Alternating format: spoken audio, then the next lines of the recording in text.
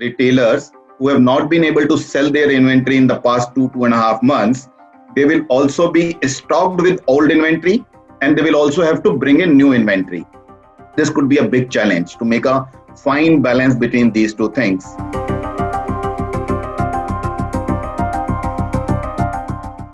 Just to build a little background, I think we all know that this COVID-19 is not a localized event; it's a global pandemic.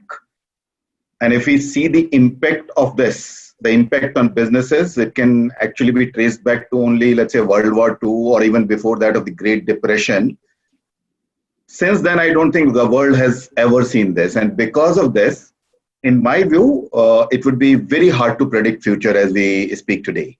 And hence, I think there can't be any long-term thinking today. Although, of course, as CEOs and MDs, we will all keep preparing our Excel and the business plans. But I really doubt whether anybody can convincingly say that this is what is likely to happen, and we can present a picture of the future. Now, given this, what I feel personally is that once the lockdown lifts, it will take about 6 to 9 months to stabilize the business and perhaps come back to the older routine after that. However, what do we do during this interim period of 6 to 9 months or even before that when the stores reopen? I think the first priority for all retailers and malls and all the other developers would be the people. And when I say people, it would be the customer and the staff. So first of all, we have to look at the safety and the security of all the customers and all the staff. We have to follow all the government guidelines, whether it is for safe distancing, whether it is to sanitize your hands after every 2-3 hours, whether it is to have the mask or the shields on your face. All those things are a must for all the retailers. Now, after that, the immediate thing that would hit all the retailers is the costs during this interim period, even after lockdown, because lockdown also, when we see there is no income, but their outflows are continuing, and retail, as we all know, is a daily business. You earn every day, and because of that, you end up paying your monthly bills or daily bills because of that. However, this problem is not likely to end with the lockdown itself.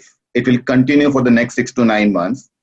Now, if we look at those cost elements, there are three major costs for any retailer, as per my knowledge. One is cost of goods sold, the second is personal cost, and the third is occupation cost. I'll take each one of them one by one. The first is cost of goods sold, and when I say cost of goods sold, it actually means the inventory that gets converted into the inventory that you have to present in the stores for the customers. Here, the retailers would be facing a humongous task of ensuring that when the customer comes into the store, he looks at the fresh inventory and sufficient inventory. That's one part of the story. On the other hand, retailers who have not been able to sell their inventory in the past 2.5 months, they will also be stocked with old inventory and they will also have to bring in new inventory. This could be a big challenge to make a fine balance between these two things. How we are doing it, we are taking a leaf out of the recession that we saw in 2008-2009. So we picked up data from that. Then we picked up data from the demonetization period.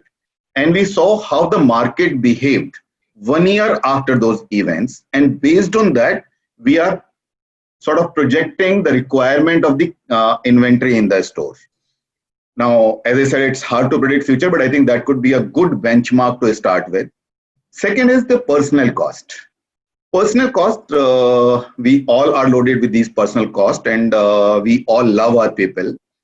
I feel I can answer this particular part in just one sentence, and which is that pay cuts are better than job losses. So I think most of the retailers would be gearing up for either pay cuts or job losses or a combination of both. My personal view is that pay cuts are surely better when you compare it with job losses. The third element of the occupation cost, that is where I think the definition of retail has got wider now. The developers and the retailers, they have become, or they consist the wider definition of retail now. They are becoming the two sides of the same coin. And that is where we have to really work harder in collaborative manner between the retailers and the developers, so that the developers are able to give us relief for this lockdown period and for the next few months, so that both the parts of the coin, they can survive for a longer period. It's not possible that one of them works well and the other one is just struggling. It will not work, because there are no retailers. If there are no retailers, the malls will not exist, and if the malls are not there, retailers will find it very, very difficult to grow. So to summarize this, I think these are the three main cost elements that retailers are looking at, and we have to find ways to address those cost elements.